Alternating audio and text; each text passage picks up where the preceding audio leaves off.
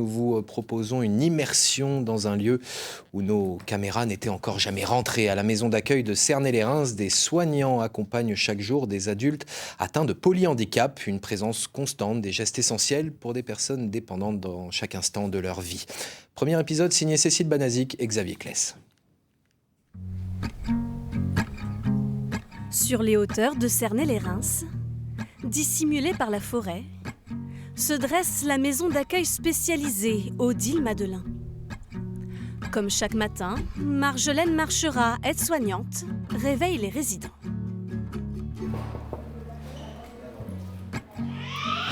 Bonjour Vincent.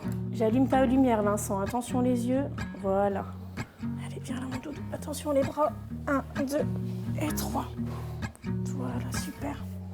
Je remonte ta tête Vincent. Vincent est un résident très souriant, très solaire. Tous les matins, ça se passe comme ça pour Vincent, c'est dans son projet. Vincent déjeune au lit pour son confort à lui, parce qu'il souhaite déjeuner au lit.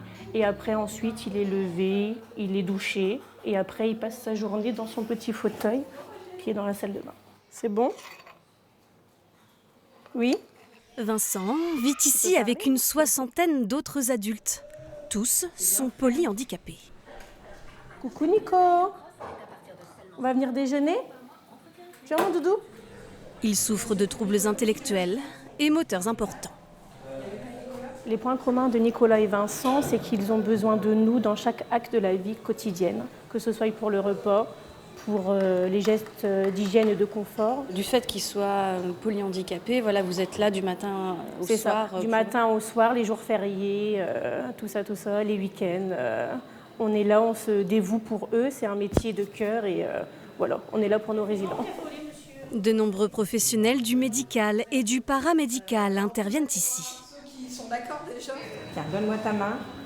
C'est un peu compliqué?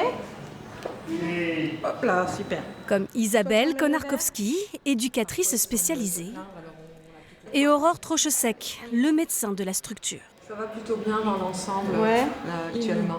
Il tousse pas trop en ce moment. Non. Okay. Non, il n'y a pas d'encombrement. Il mange bien. Le polyhandicap est lié à une lésion cérébrale qui a eu lieu avant l'accouchement, au moment de la naissance ou dans les premières années de la vie. Les causes du polyhandicap peuvent être d'origine métabolique, traumatique, génétique. Donc dans la génétique, il y a la trisomie 21 par exemple. Il y a les causes toxicologiques comme l'alcoolisation materne-fœtale. Et pour les causes traumatiques, ça peut être l'histoire des bébés secoués ou un accident de la route qui a lieu dans la petite enfance et qui laisse des séquelles au niveau neurologique. Le degré de handicap peut varier.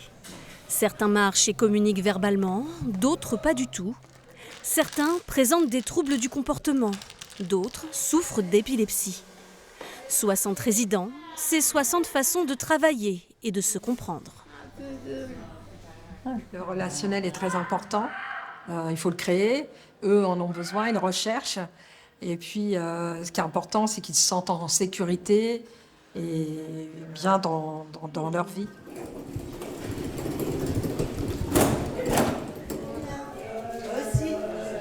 Ça sent bon, ouais. Pour les résidents comme les soignants, l'heure de la pause déjeuner a sonné. Vas-y ma toutoune, allez. Marjolaine Marchera participe au repas thérapeutique. On est vraiment là avec le résident, on partage vraiment un repas ensemble. Pour vous, c'est du travail. Oui, c'est ça, c'est un temps de travail, effectivement. Il peut y avoir des troubles de la déglutition, des résidents qui mangent trop vite et justement, il faut les stopper et les aider à aller plus doucement.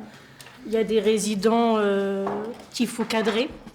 Ces soignants les stimulent constamment en leur proposant aussi des activités très variées, comme nous le verrons demain.